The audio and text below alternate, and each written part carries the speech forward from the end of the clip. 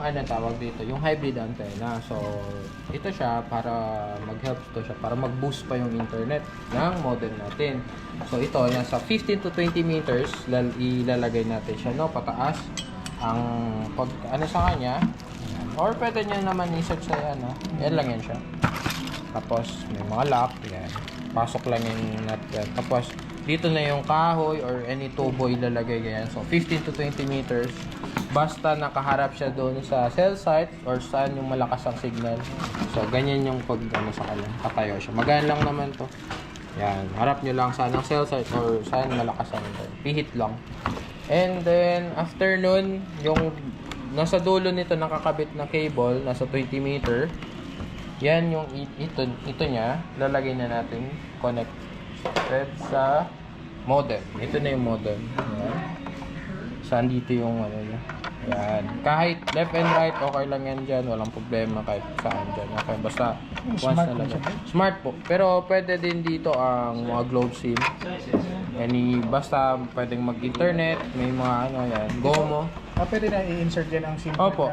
Ang, kunyari, yung GOMO SIM, under Globe man yun ibibigay namin. Pwede rin yan siya.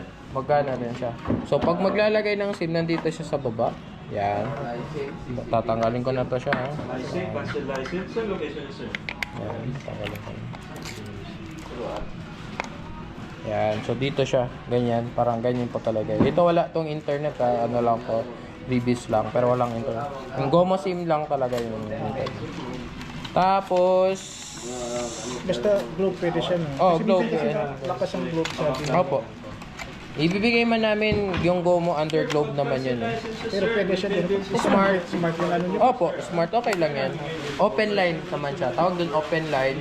So, any SIM card pwede gamitin dito. D2 pwede rin. Pero make sure na ang internet niya unlimited in 1 month.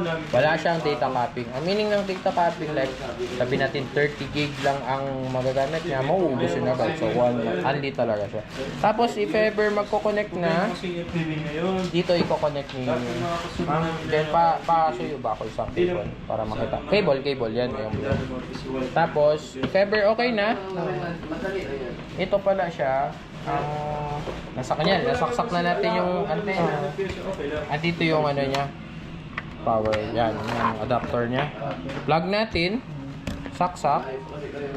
Yan, iilaw na to dito. Ilaw na yan. Ang gagawin natin, kunyari ito yung 12 meters cable galing sa Vendo, itong blue na to. Yan yung sasaksak natin. Any apat dito, saksak nyo lang, ganyan. Yan, tutunog yun, big 7 lock na yun. So yun na, buhay na lang ang Vendo. That's it, internet. Tapos ito na yung access point natin. So si access point, ilalagay lang natin to siya dito. Yan, taas. Okay lang yan.